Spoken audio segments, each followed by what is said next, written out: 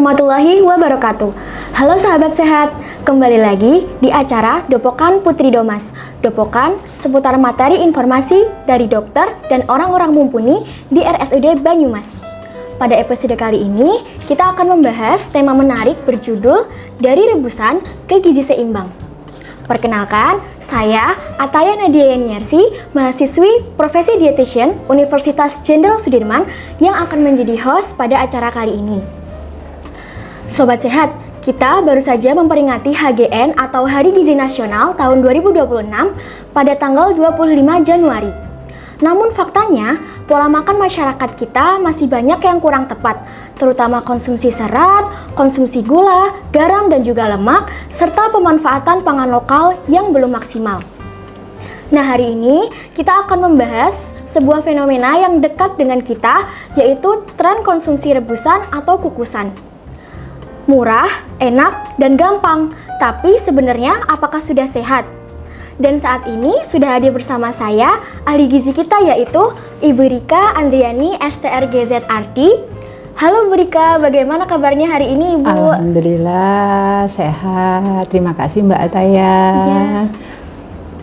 Oke, terima kasih Ibu sudah menyempatkan waktunya untuk ngobrol di sini. Mungkin sebelum kita membahas topik utama pada pagi hari ini, kira-kira bagaimana pendapat Ibu terkait kondisi gizi masyarakat di Indonesia saat ini nih Bu? Oke, baik. Sebelumnya saya ingin menyapa dulu sahabat sehat. Apa kabarnya pada hari ini? Harapan saya selalu sehat dan semangat ya. Perkenalkan, nama saya Rika Andriani. Kalau kita membahas tentang bagaimana kondisi masyarakat Indonesia, kondisi kesehatan masyarakat Indonesia pada saat ini, kita bisa melihat dari data survei kesehatan nasional pada tahun 2023 bahwa untuk usia lebih dari 10 tahun ini 97% masih kurang konsumsi serat. 64%-nya konsumsi gula masih tinggi dan 56% itu konsumsi lemak masih sangat tinggi juga. Dan kalau kita melihat juga bagaimana dengan keanekaragaman makanan, ya khususnya untuk konsumsi bahan makanan pokok, berdasarkan data dari Badan Pangan Nasional, untuk makanan pokok ini sebenarnya masih didominasi oleh beras, ya sekitar 94 kg per kapita per tahun, dan sisanya umbi-umbian dan serealia atau padi-padian ini sekitar 1,7 kg per kapita per tahun. Jadi bisa dikatakan bahwa penduduk Indonesia ini kalau untuk makanan pokok ini masih terkonsentrasi dengan beras, tetapi untuk bahan makan lokal lainnya seperti umbi-umbian ini masih belum digunakan secara maksimal sebagai makanan pokok, malah lebih cenderung sebagai bahan makanan snack atau cemilan seperti itu. Oke, artinya masalah yang dihadapi sekarang itu lebih ke pola makan yang belum seimbang dan juga kurangnya keanekaragaman konsumsi makanan pokok, seperti itu ya Bu? Iya, betul sekali, dan kondisi ini memang sesuai dengan tema Hari Gizi Nasional ya, tahun 2026. Kebetulan kita ini masih dalam suasana tema Hari Gizi Nasional, di mana penuhi gizi seimbang tubuh kita ini dari pangan lokal ya, dengan slogan sehat itu bisa kita mulai dari isi piringku. Iya. Berarti memang sesuai dengan slogan HGN tersebut ya Bu. Iya. Tadi kan beberapa kali juga di-mention terkait pangan lokal ya Bu. Iya. Nah Bu Rika, sebenarnya bagaimana sih gambaran pangan lokal yang ada di Indonesia ini sekarang ini? Gambaran pangan lokal Indonesia sebenarnya sangat beragam sih, cuman memang jarang belum dieksplorasi, dalam arti kita belum bisa mengeksplorasi dalam hal keanekaragamannya. Contohnya saja dari bahan, kita lihat dulu sebenarnya bahan pangan lokal itu apa sih? Artinya bahan pangan lokal itu adalah bahan makanan yang diperoleh, diolah, lalu dikonsumsi oleh penduduk setempat dengan kearifan lokal, kemudian dipengaruhi oleh kebudayaan yang secara turun-menurun sehingga ini menjadi ciri khas bahan pangan dari daerah setempat. Nah, kalau kita bicara bahan pangan lokal, ini sebenarnya tidak terkonsentrasi hanya beras ya atau bahan makanan pokok, tetapi bisa dari sayuran, bisa dari kacang-kacangan dan hasil olahannya ataupun buah-buahan seperti itu.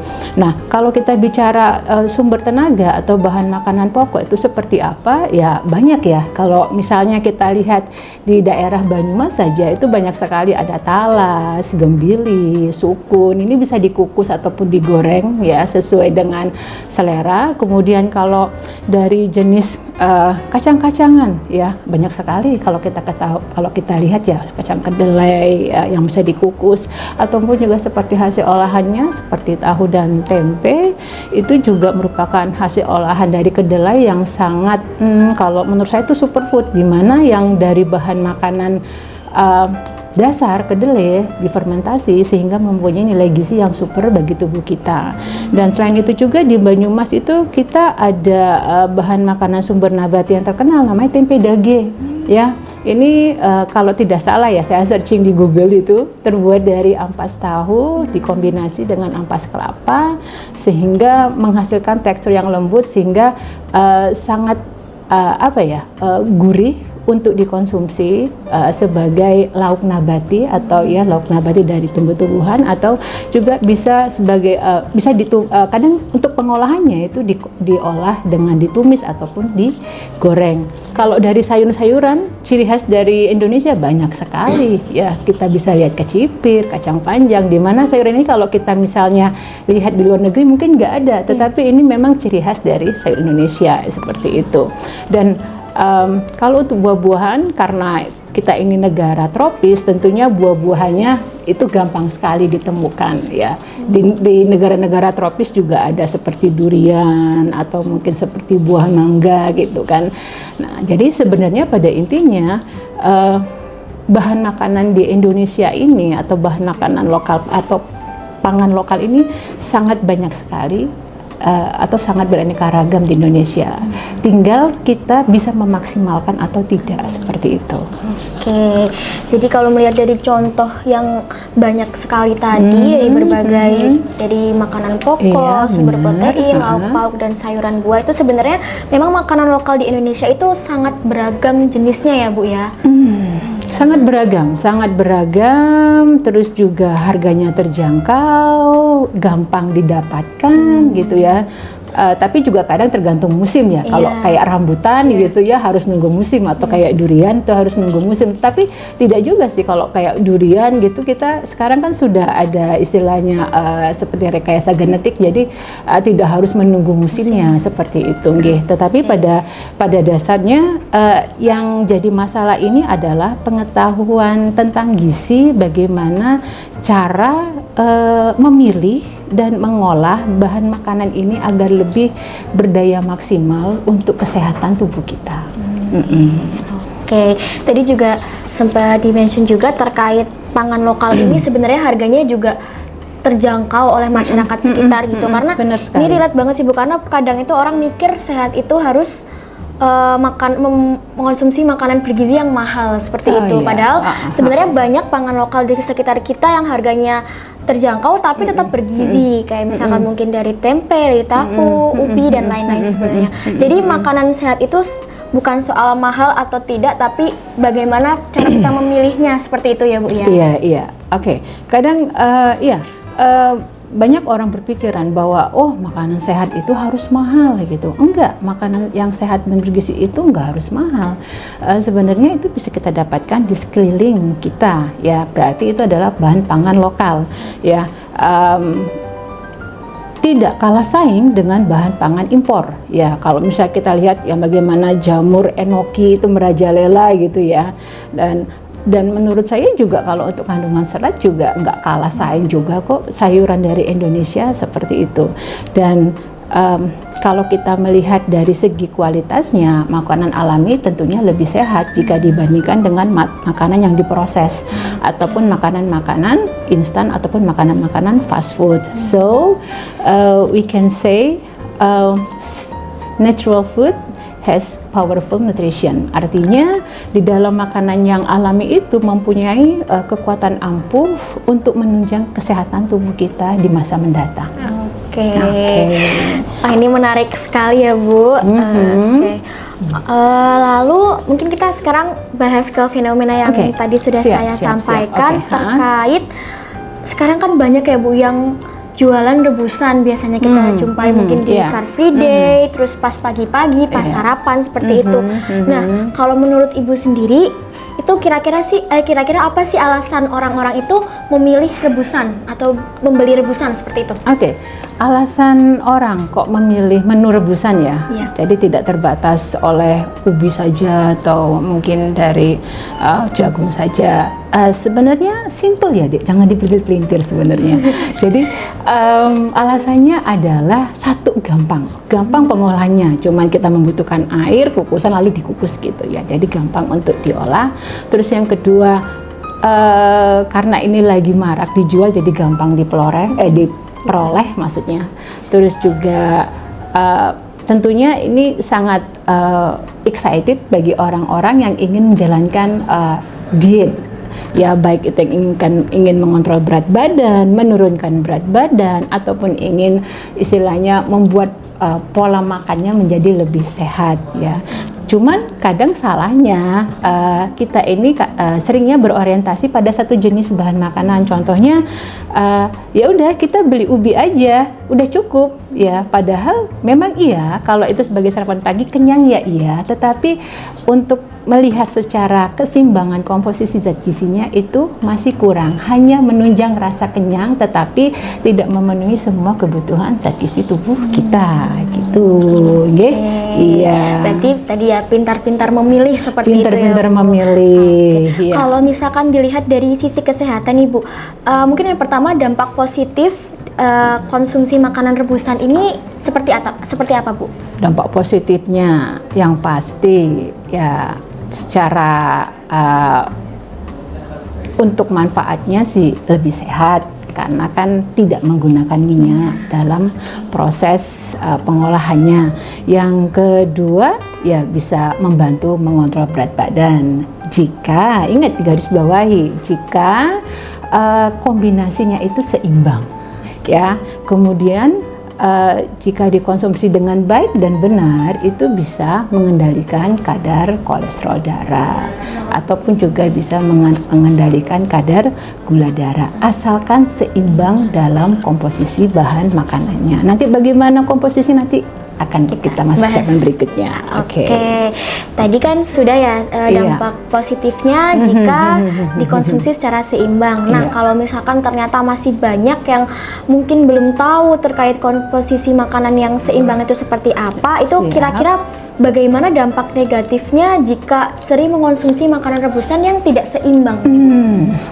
Kalau misalnya ini contohnya aja ya, kalau kita sering mengkonsumsi bahan makanan ubi-ubian aja dalam jumlah yang over ya, overload kita mengkonsumsi ubi-ubian misalnya tanpa terhitung, ya tentunya bisa akan terjadi kenaikan gula darah atau ya seperti itu. Sehingga walaupun memang kalau kita bandingkan indeks glikemik beras dan ubi itu lebih rendah daripada ubi, tapi tetap kita melihat dari porsinya. Bagaimanapun kalau porsinya berlebih tentunya akan meningkatkan kadar gula darah. Kemudian juga yang pasti kalau misalnya pagi hari kita mengkonsumsi bahan makanan pokoknya itu terlalu banyak, biasanya efeknya mengantuk.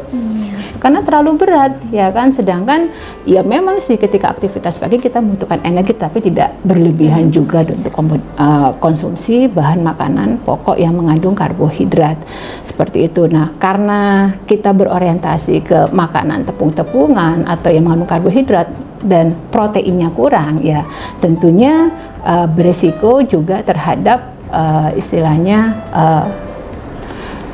regenerasi untuk sel-sel tubuh yang dimana zat gizi ini bisa kita temukan pada bahan makanan protein ya, baik itu hewani maupun nabati. Iya. Nah, mungkin seperti yang biasa kita lihat juga biasanya orang itu beli kan, sekali beli itu dalam satu porsinya isinya ubi misalkan 3 biji, terus habis itu ditambah singkong lagi masih 2, ditambah jagung gitu. Karena mungkin orang mikirnya yang penting rebus-rebusan aja, padahal kan harusnya komposisinya itu juga dilihat lagi seperti itu ya Bu ya. Iya. Ini kalau kita lihat ya, misalnya nih Ataya lagi Car Free Day, terus yang dibeli cuman ubi sama jagung. Wah, ini udah sehat nih menurut saya. Tetapi kalau kita melihat secara teorinya atau secara keilmuan pengetahuan tentang nutrisi makanan, ini sebenarnya belum tepat ya. Terutama jika memang ini digunakan untuk sarapan, baik itu makan pagi, makan siang maupun makan sore, ini sebenarnya juga belum tepat. Karena pada dasarnya tubuh kita ini membutuhkan beberapa komponen, diantaranya komponen energi didapatkan dari karbohidrat, komponen zat pembangun didapatkan dari protein, kemudian lemak juga iya, kemudian komponen vitamin, mineral dan serat itu kita dapatkan dari sayuran. Jadi seperti itu ya. Jadi kalau bisa dikatakan ya memang kalau kita lebih cenderung untuk mengkonsumsi bahan makanan pokoknya seperti ubi-ubian ya untuk sarapan pagi ya memang sangat belum tepat. Oke, jadi gitu. Ada pilihan lauk dan sayur yang lain agar seimbang dan lengkap seperti jadi, itu ya, Bu, misalnya nih kalau ya bisa kita nggak masalah, sebenarnya kita bisa lengkapi dengan cara tadi kita bisa menambahkan sumber protein hewani nabati ya, seperti telur, tempe, tahu atau mungkin kacang-kacangan. Jadi jangan hanya melulu dari tadi ubi-ubian ataupun jagung ataupun yang bahan makanan tepung lainnya seperti itu. Nah, sebenarnya kan dari pemerintah itu sudah punya panduan makan sehat ya Bu, atau yang biasa kita sebut dengan isi piringku. Nah, kalau misalkan dikaitkan dengan isi piringku ini, kondisi ini bagaimana Bu?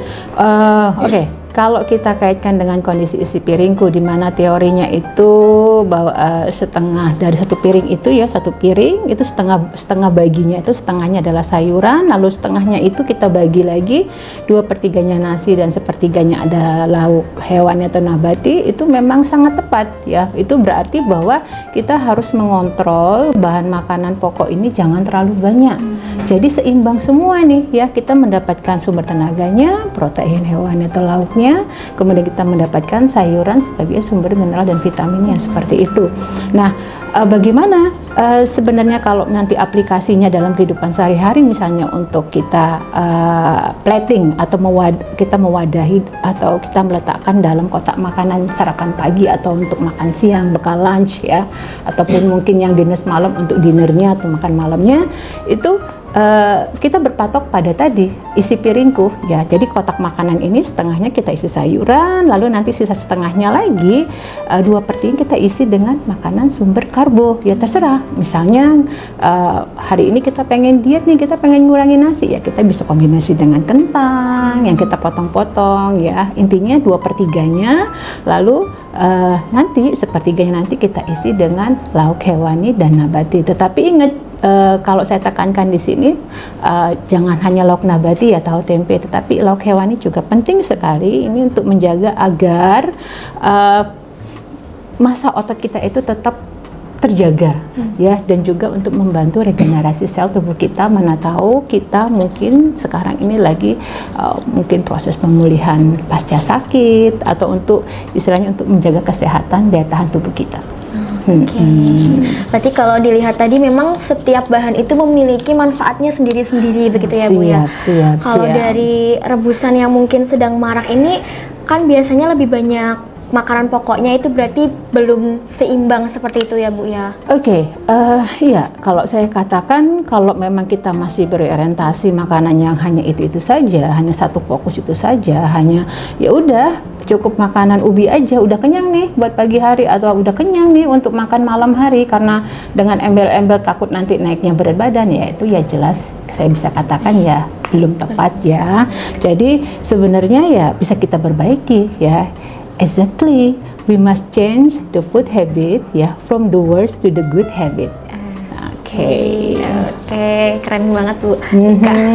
Nah, mungkin gimana sih Bu caranya agar pas kita makan rebusan itu tetap sesuai sama pedoman isi piringku yang tadi?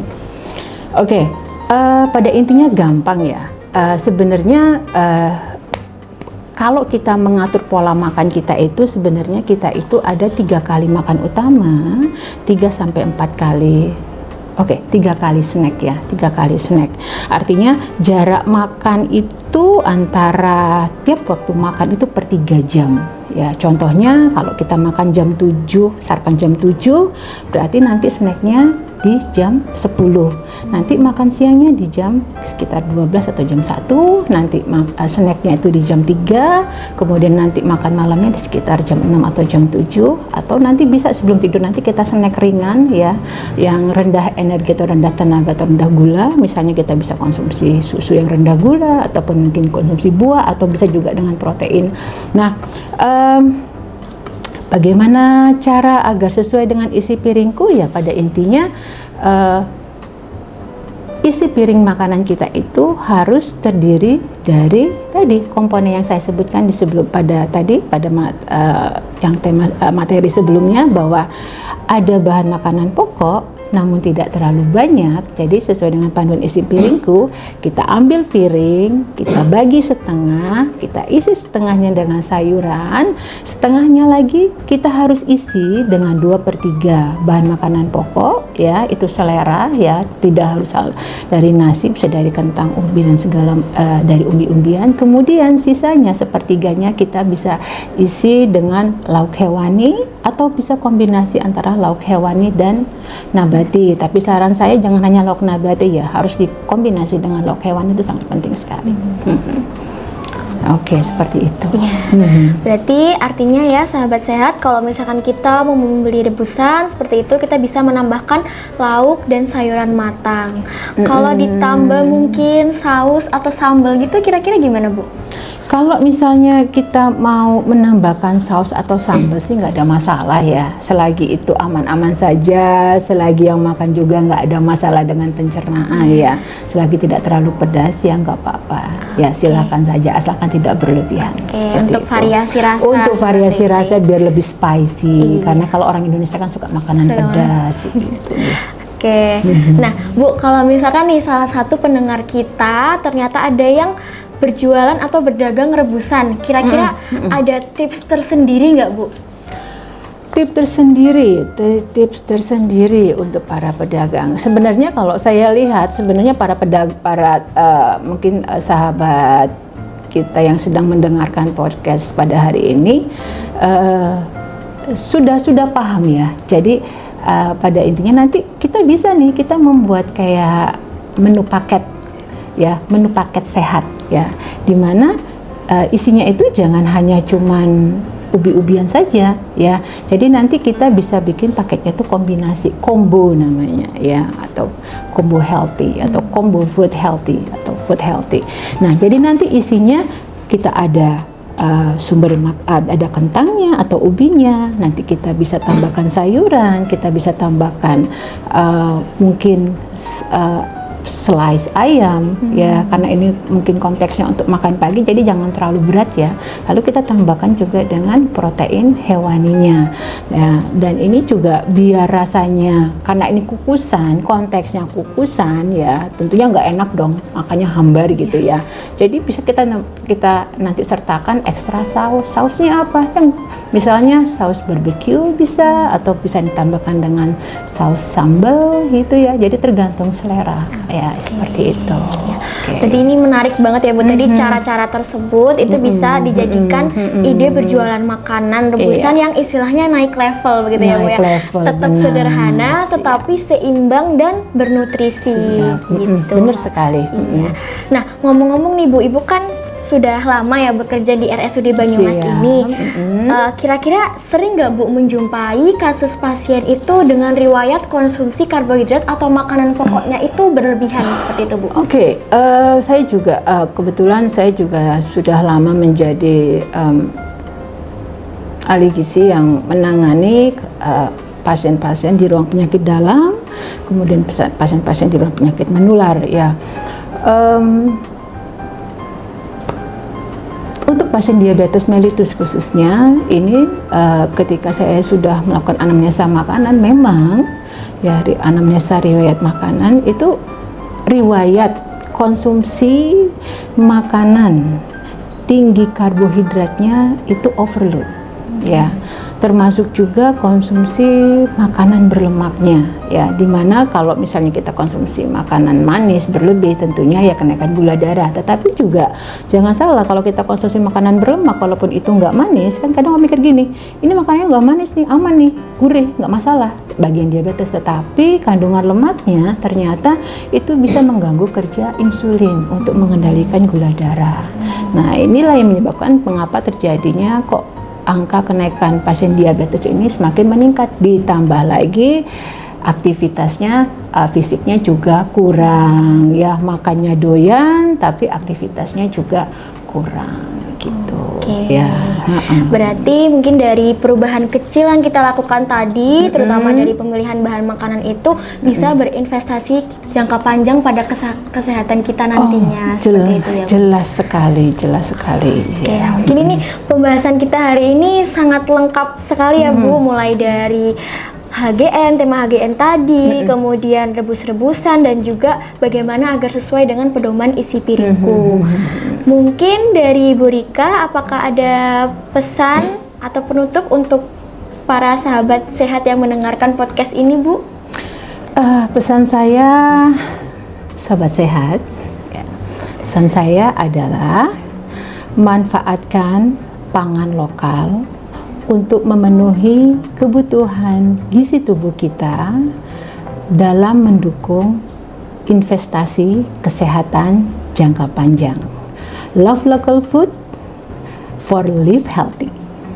Oke, terima kasih banyak ya Bu Rika. Jadi kesimpulan pada podcast hari ini ya Sobat Sehat, jangan lupa kalau misalkan kita sekarang ingin membeli makanan rebusan seperti itu, jangan hanya makanan pokoknya saja yang banyak, tetapi tambahkan proteinnya, tambahkan sayurnya, dan juga atur porsinya sesuai isi piringku. Sekali, Mbak Ataya. Sehingga kita nggak hanya kenyang, tapi tubuh juga sehat, bugar, dan juga produktif.